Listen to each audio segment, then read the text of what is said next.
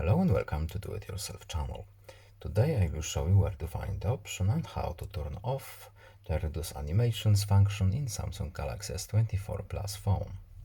Where to look for this option? So first we need to go to our phone's settings. Then in settings we're looking for accessibility options menu. Next we need to go to vision enhancements menu. And now we need to scroll to reduce animations.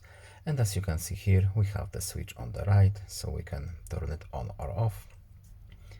What does this function do exactly? We have a short explanation here. So prevent some screen effects, useful if you are sensitive to animation or screen movement.